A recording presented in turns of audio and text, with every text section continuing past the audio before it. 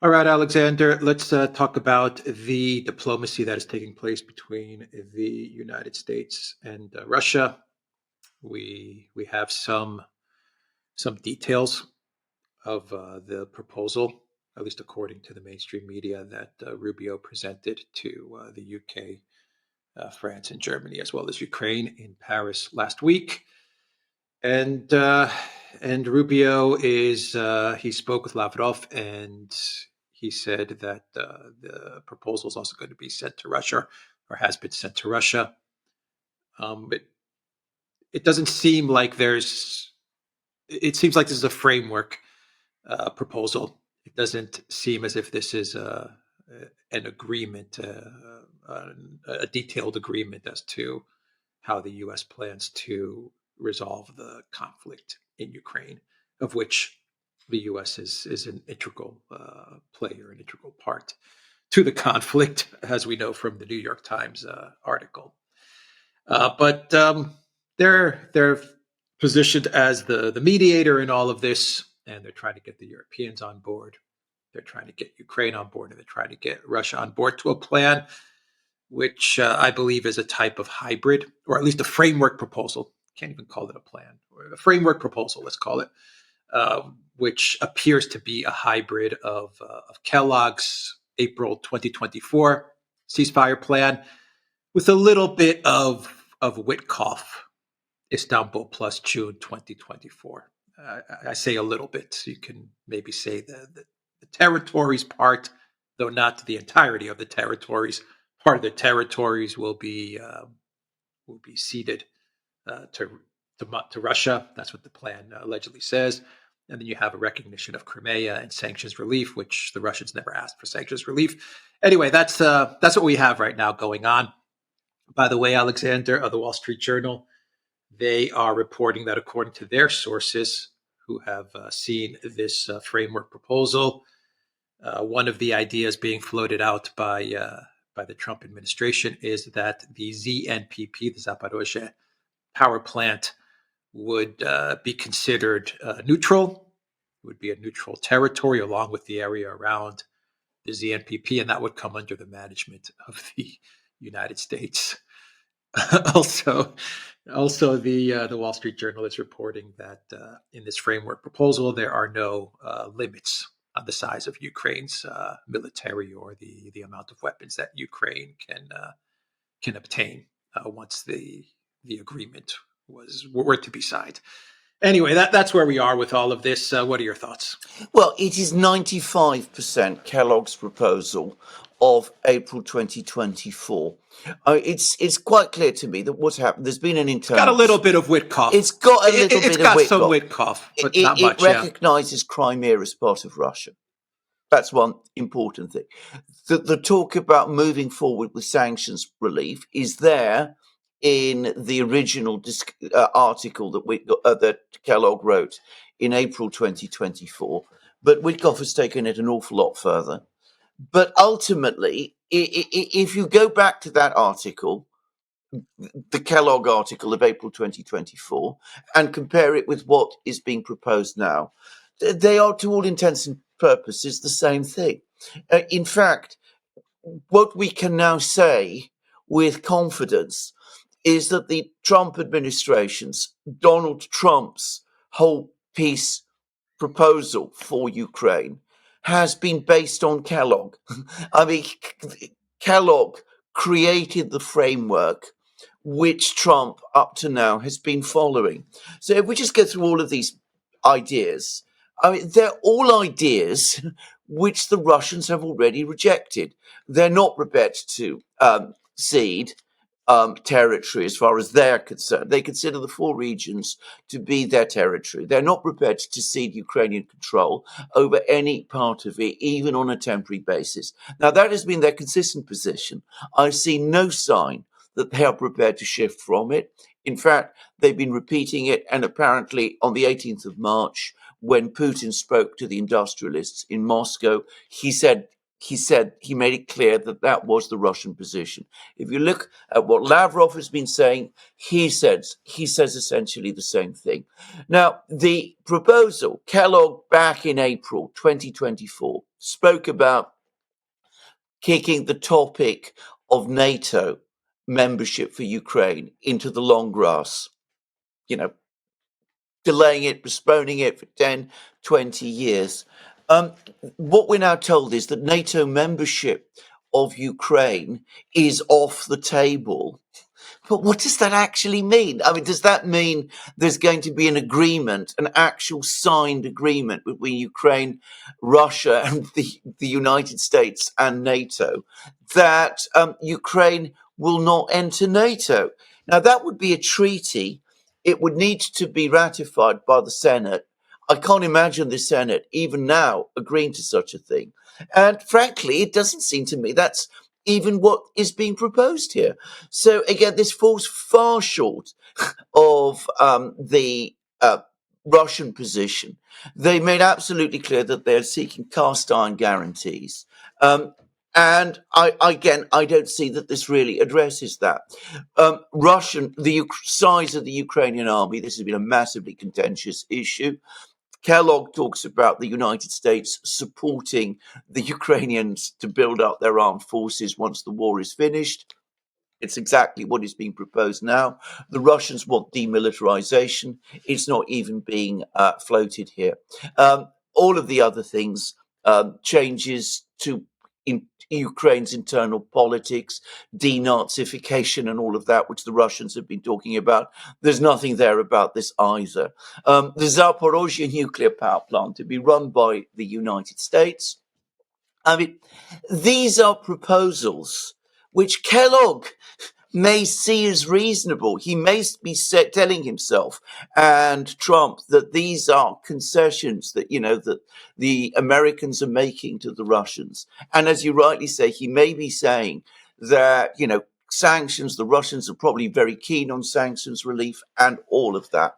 But it's things that the Russians have already said that they're not prepared to go with and which don't remotely address their concerns. So I see no sign, no hint from Moscow that they are prepared to shift on any of this. And besides, they can also point just what Zelensky is saying, because Zelensky is insisting that he's not going to part with the territories. He's insisting that every single part of the territories, including Crimea itself, will be returned to Ukraine at some point in the future.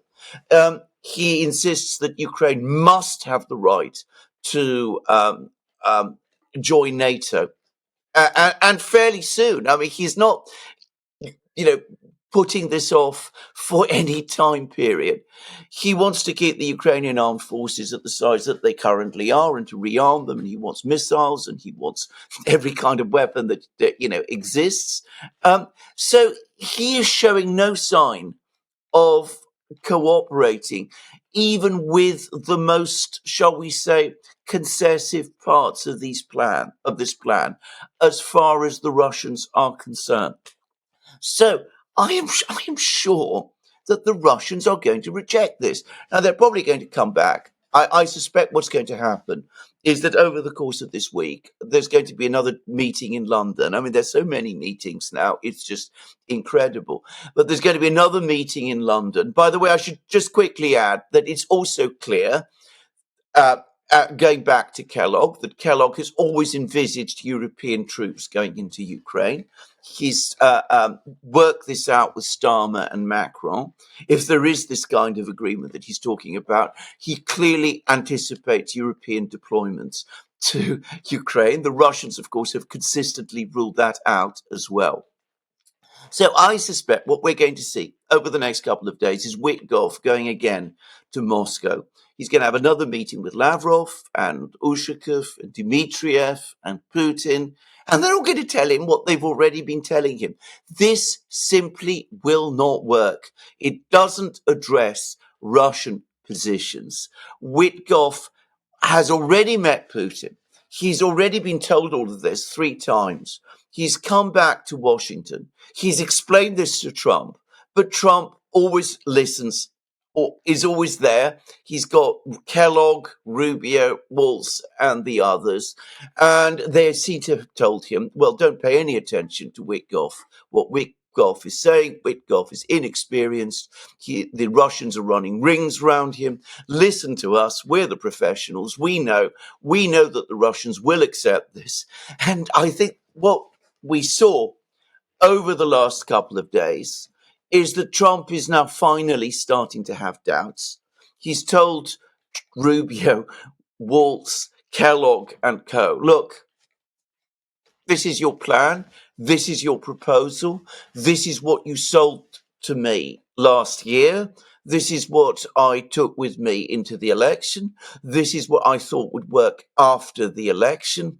This is your last chance. If you can't get this agreed by the Russians, and by the way, we are talking about the Russians mostly, but by the Ukrainians too. If you cannot get this sorted out this month, by the end of this week, then I'm walking away. I've had enough. I can't waste more time on this. I've got to go and deal with other things. Now, what exactly Trump then intends to do? He's made it clear that he's not going to go on supplying weapons to Ukraine.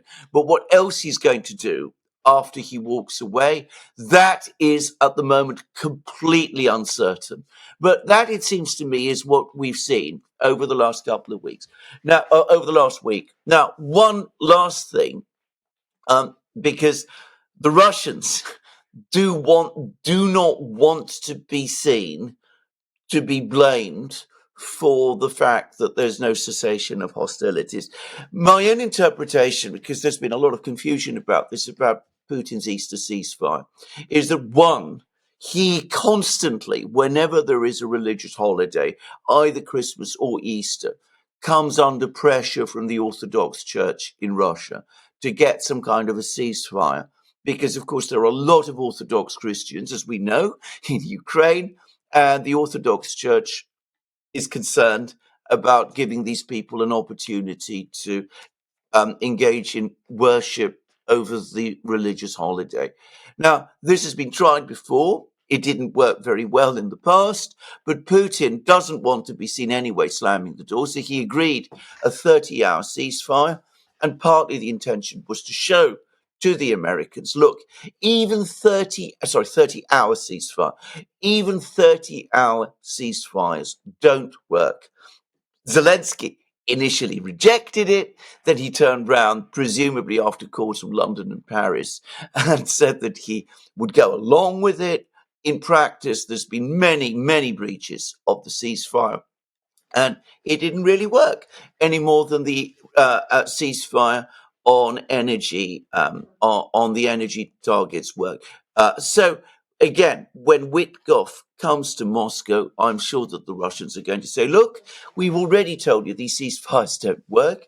Why are you coming back and telling us the same thing? Why are you telling us things like that you will take control of the Zaporozhye nuclear power plant, when we've already made it clear to you that this is not open to negotiation? And Witkoff is going to come back to Trump and he's going to tell Trump the Russians aren't moving, and Trump is going to walk away. At least that's what he says at the moment. He might not. I mean, you never know with Trump. But this is where I think this whole thing is set up, and it's set up to fail all over again. This is my own view. Yeah, the question really is why does the United States continue to come up with these plans? I mean, you're basically telling the Russians now, if you go by the Wall Street Journal reporting, if it is to be believed, and I don't see why not. I mean, I imagine they have their sources who have given them this proposal, or who have told them about the proposal. The idea is that Russia's going to leave the ZNPP, which they control, and they're going to leave that territory, and they're going to go against the Russian Constitution, which says that these territories in their entirety are part of the Russian Federation. Whether you like it or not, or agree with it or not, that's the referendum. That is what the Russian Constitution, Russian law is saying. It would be politically impossible for Putin to go against that. Politically impossible. So, I mean, the United States knows this. Maybe Kellogg doesn't know this. Maybe Kellogg doesn't want to believe this because he's so heavily invested in Ukraine and trying to defeat Russia. Maybe Rubio knows this but doesn't want to believe it. This is not stuff that is secret to us or to the people watching this video. If we know this stuff, I'm sure the State Department and the NSA in the United States, they know all of this stuff. So the question really is, why does the United States float out these impossible, ridiculous plans? Do they think that Russia is going to agree to these things? Because I don't even know why. Because they agreed to Minsk I and Minsk II, so they think that Russians are just going to be suckered into some sort of a ridiculous deal. Do they think that this is about doing business with the United States, and that Russia wants to normalize relations with the United States so badly that they'll sacrifice everything? I mean, Trump put out a post on Truth Social where he said that hopefully Russia and Ukraine will make a deal this week, and if they do, it's the start of some big business, and everyone's going to make a fortune. I mean, is this the thinking, or is it a fact that is it the fact that Trump went along with Kellogg way in the beginning when he was campaigning, and he bought into Kellogg's ridiculous ideas about the conflict in Ukraine because Kellogg was getting all kinds of false information, and obviously he's got certain connections to Ukraine through family members. We won't get into that, but was Trump getting this terrible information from Kellogg, buying into the fact that he could get a deal in a day or in 90 days because the information that Kellogg was giving him was that Russia's going to collapse, Russia's losing, just give Russia a couple of offers like sanctions relief and stuff like that, and Russia's in such a desperate state that they're going to agree to my ceasefire plan. I mean, is this what happened? And then Trump bought into all of that, and now he's saying, okay, well, it's not as easy as Kellogg was telling me it's going to be. So I might as well just go along with Kellogg. Everyone's going to turn this thing down, and then I can walk away from this. I mean, I think it is all of the last three. Firstly, I think Trump, who I suspect does not know the details of this conflict. I mean, he's an incredibly busy man. He was an incredibly busy man last year because he had an election to win, and he has most of his time when he wasn't fighting the election, apart from running his own business, which people forget, but he was also doing that last year too. But apart from all of that, he was also having to fight all those lawsuits, if you remember, and that must have taken up an enormous amount of time. He didn't know the details of the Ukrainian conflict, and he's never shown much interest in the granular detail of the Ukrainian conflict. I doubt that he knows it to the level of detail that viewers of our program do, for example. So Kellogg comes along, he tells him it's easy. We can do this. We treat Putin respectfully and nicely. That's in Kellogg's article of last year. We engage with the Russians, which Biden never did, and that was a serious mistake. And Kellogg says that in that article as well. We look for a compromise, and we come up with all of these proposals. And I'm sure Kellogg told Trump the Russians will go for it because they're very, very keen on a good relationship with the United States. They want sanctions to be lifted. They want to escape from the shadow of China. And the war is unwinnable for them. They are suffering terrible losses. And over the last couple of months, we know that there's been another narrative that's been circulating that their economy is in very, very bad shape.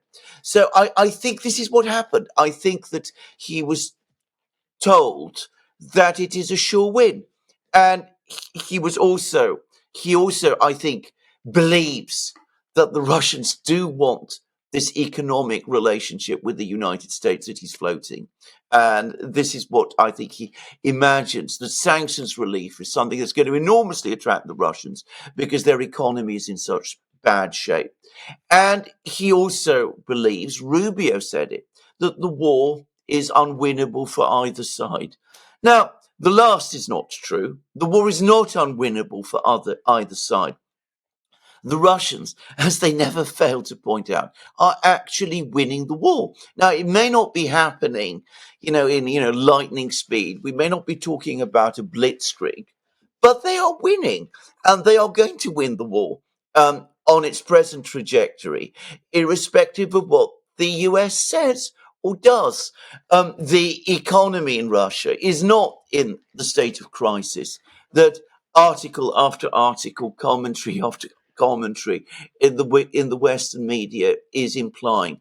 But do you remember Trump has written through social posts in which he seems to think that it is? He's talking about doing massive business with the United States. He seems to think that this is something that the Russians are going to find so attractive that they're going to put everything else aside. Perhaps at a fundamental level, he cannot understand or comprehend why the Russians would not want to do that.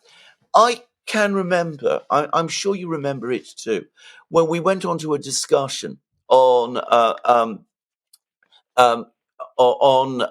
it was actually on X, Vivek Ramaswamy and Elon Musk also participated.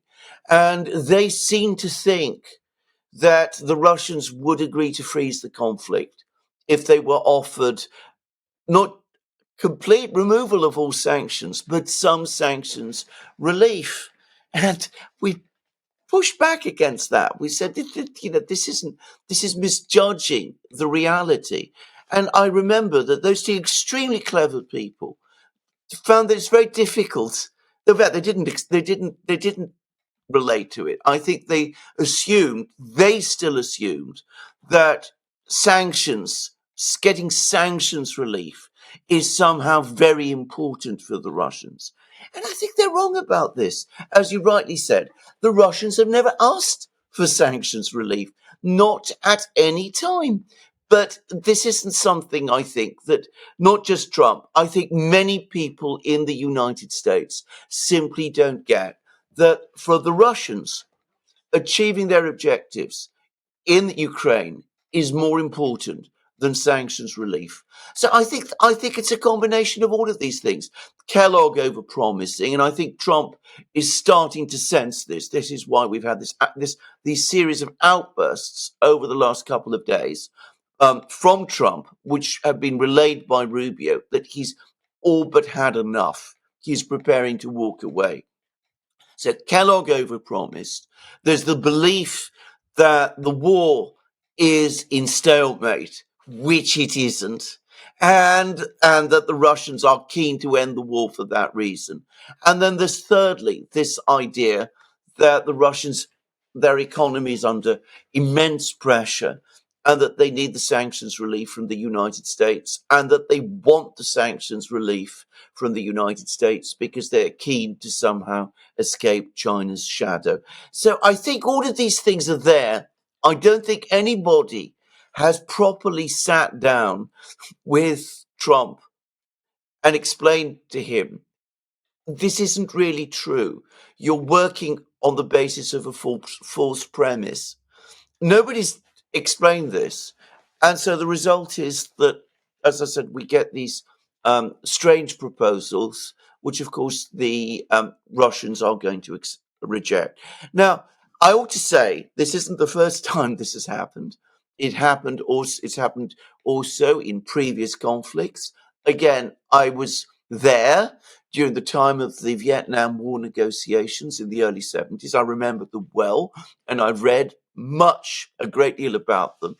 The United States also was making all sorts of proposals to the North Vietnamese, which the North Vietnamese had already rejected, and which the United States couldn't understand why the North Vietnamese would not accept. And years were spent in fruitless negotiations before the Americans finally grasped this, and we got an agreement in 1973, which basically was shaped around North Vietnamese demands. So it always takes the United States a long time to get to the point of realizing that the other side is serious about what he's saying. And if you read Henry Kissinger's memoirs and his various passages, he talks about his exasperation with how tough the North Vietnamese were. And I'm sure that over the next couple of weeks, we're going to find that the Americans are saying to each other that Putin is impossibly tough and that the Russians are so tough and that they're callous and indifferent to the suffering of their own people and to the losses of their troops and all of that kind of thing. You saw that again in a comment Trump made about, you're horrible people and all of that. Again, not understanding what is driving the Russians to take the stand that they're taking. Yeah, but Trump definitely knows that the U.S. is running this war. Yeah. I mean, he's the president of the United States. Well, and he does have people in his administration very close to him, like Vance or Tulsi Gabbard, who have a much different view of the conflict than Kellogg and Rubio. I still believe that that Vance and Gabbard, they still have a bit of that narrative that Russia is not doing so well or this is a stalemate. I think the stalemate narrative has really broken through the entirety of the U.S. government, and I believe left, right, center, they've all bought into the stalemate narrative fully. They fully believe this is a stalemate. I think they've also all bought into the casualty narrative as well. And I also believe that that they believe in the whole economy thing as well. Maybe you have people like Vance and Gabbard who believe that the economy is not as bad as, say, Lindsey Graham or Kellogg are making it out to be. But I also believe that they have this sense that the Russian economy is just about to collapse. Maybe it's not going to collapse in 1 month, but it'll collapse in 1 year. So I think there are narratives that have broken through and they dominate throughout the entirety of the U.S. government and the Trump administration. So that's bad. That's very bad. But he does have people that do present a different narrative than Kellogg, and obviously he's not listening to them, or he didn't listen to them in the beginning, and he based his entire Ukraine strategy on Kellogg. A horrific, a terrible strategic foreign policy mistake, which says a lot about Trump's judgment and the people he surrounds himself with. And he does know that he is fighting a war against Russia. And not only is he fighting a war against Russia, Alexander, I'll just leave it at this point. Orban said over the weekend that the West has lost this war to Russia. The West has been defeated. Orban said that the West threw everything that they had at Russia, and they lost. And he said that Trump is trying to save the U.S. from a terrible defeat, acknowledging that walking away from this conflict, which is what Trump apparently will do, means that the U.S. is not going to get to the full brunt of the blame of the conflict. It'll probably fall on the Europeans, but the United States did suffer a defeat. That is what Orban is saying. The U.S., the collective West, have been defeated by Russia. Orban has acknowledged that. The U.S. is about to head into a defeat with if they continue on this path. Trump can walk away from this, but I guess the media will decide. At least the collective West media will decide how much of this they want to blame on Trump and how much of this they want to blame on Biden. One thing that became absolutely clear to me and yourself when we went to Hungary back in, I think it was November or October or November, is that the Hungarians have a much more realistic understanding of the realities of the war than pretty much anyone else in the West does. And Orban certainly does. And if Trump really wants to get a proper understanding of what the realities of the war are, the best person he can speak to is Orban and Peter Szijjártó, the Hungarian foreign minister. He didn't do it, though. He didn't do it, exactly. Now, I said he should do it. I'll tell you where I think the problem is. It is important to remember the date of Kellogg's article. It was written in April 2024.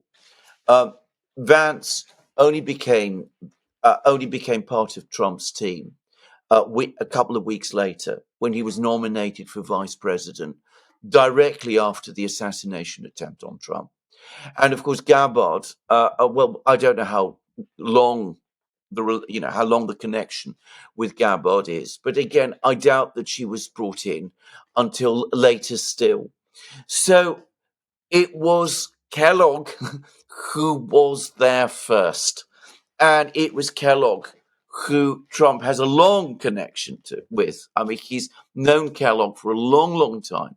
It was Kellogg who came up with what I think he told Trump was the surefire plan that would see this thing to its conclusion and, bring peace to Ukraine. Now, when Kellogg wrote that article back in April 2024, I assumed it was basically written for the election. It was intended to help Trump provide Trump with talking points that he could take into the debates with Biden and ultimately with Harris. But it's now clear to me that at some point around then, Trump did actually commit himself to this plan. And he's never broken from it. He's never said to Kellogg, look, this clearly is unworkable. The Russians say it is unworkable. He's got other people in his administration, Rubio and Walz, who've clearly been backing Kellogg. So it's not as if Kellogg is isolated within the administration over all of this. So I think that's where it comes from. I think the trouble was Kellogg sold this plan to Trump first. And I think Trump does believe that the war is in stalemate. He does believe that the Russians are suffering these catastrophic losses. He does believe that the Russian economy is in a kind of slow burn crisis. There's no evidence of that, but you read articles in the American and British media, they're constantly coming up with what they say is evidence that this is true. That inflation in Russia is very high, that interest rates in Russia are very high, that their economy is disastrously overheating, that every other part of the economy apart from the military industries are in crisis, that Russia is running out of money. So again, Trump probably has not been provided with alternative information that would make him realize that this is all actually not just questionable, but straightforwardly wrong. And so he goes along with it and went along with it for 3 disastrous, for 3 months of fruitless negotiations. I say negotiations. There haven't been any negotiations. I mean, there have been no real negotiations between the Americans and the Russians about this conflict at all. There have been 3 meetings between Putin and Witkoff, but there's never been a situation where the Americans and the Russians have really sat down and established proper negotiating parties to discuss this. When the Americans and the Russians, when Lavrov and Rubio and their teams met in Riyadh, it was agreed that the United States would appoint a high representative to set up a kind of negotiating team. The Russians said that they would do the same when they discovered what the rank of this person was. It's never really happened. I mean, we've never had a formal announcement that Witkoff is the head of the negotiating team to negotiate with the Russians over Ukraine. And coming back to what you were saying, given that we know, and Trump obviously knows, that this is in fact a US-Russia war, to all intents and purposes, that should have warned Trump that the Russians would never accept the Americans as mediators. The Russians would accept the Americans as negotiating partners because the United States is a party to the war. But instead, he went along with this idea of Kellogg's that the United States could be a mediator, which the Russians were never going to accept. Now, what needed to happen is that after that meeting in Riyadh, a negotiating team should have been set up by the United States. The Russians would have set up a negotiating team of their own. There should have been meetings in some a neutral capital, maybe Riyadh. The negotiations should have taken place on a continuous basis. The process would have taken perhaps months, maybe a year, maybe longer. The military situation, of course, would have continued to evolve throughout all of that time, as it did during the Vietnam conflict. But if we adopted that kind of process, perhaps some sort of understanding would have been reached. But Trump wasn't interested in that. He thought that he could do this quickly because Kellogg promised him that it could be done quickly.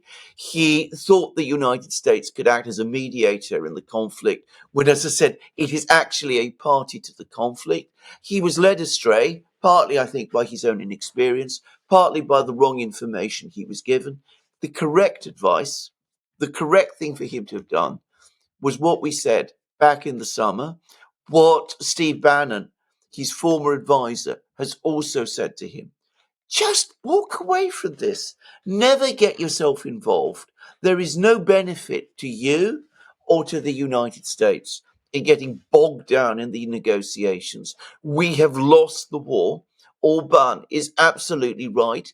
We should never have been involved in this war in the first place. It was a war that didn't in any way benefit the United States and was not in our interests. It was all part of some grandiose neocon project that was never going to work. Just walk away. Let the outcome be whatever it is.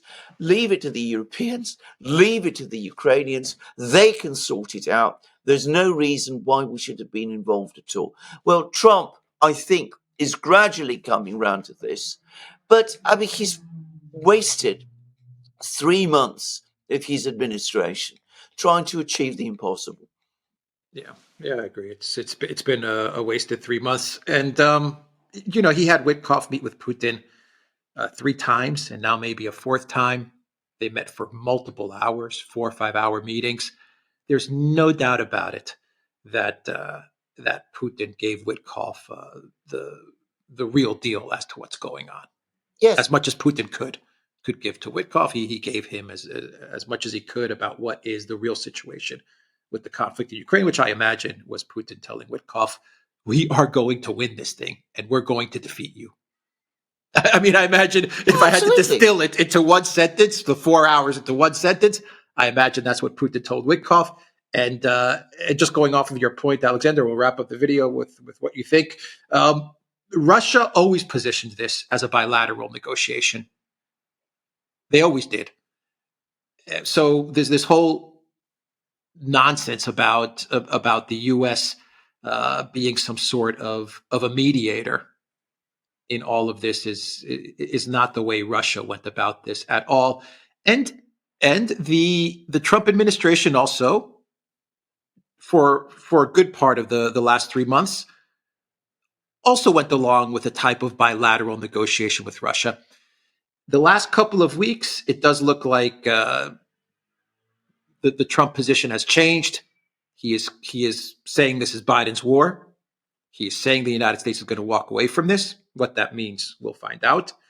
But he is also turning to Rubio and Kellogg. Yes. It's a sign, again, of somebody who hasn't really got on top of the complexities of this.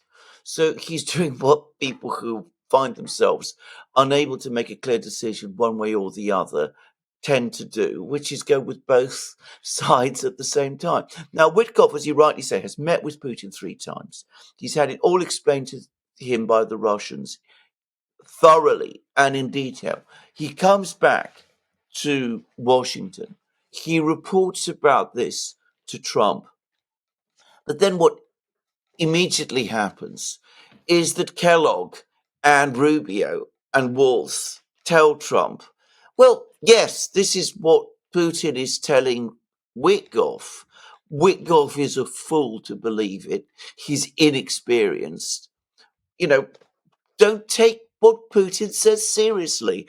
All we need to do is push a little harder, and Putin will come round. And Trump has never been able to break with that. He assumes that, if he rides both horses at once, somewhere or other it's going to work. Now, I think that he is losing patience. I think this is probably true. And he has apparently told Rubio and the others, this must be sorted out this month. And if not, I'm walking away. But again, we'll see what that means. I wonder whether he really can walk away now. Back in January, he could. Back in January, if he'd made a clear, simple decision then to walk away, he could have done. But now there'll be people who will say, you can't walk away. You already own this war. You've gone to all this trouble. You've trusted Putin. You see that Putin runs rings round you. He's not to be trusted. That means you've got to go on supporting Ukraine, because if we lose in Ukraine, it is America's defeat and yours. So he's much, much more vulnerable to that now than he was back in January. But there it is. All right. We will end the video there, the Duran.locals.com. We are on Rumble, Odyssey, BitChute, Telegram, Rockfit, and X. Go to the Duran shop, pick up some merch like what we are wearing in this video. Update. The link is in the description box down below. Take care.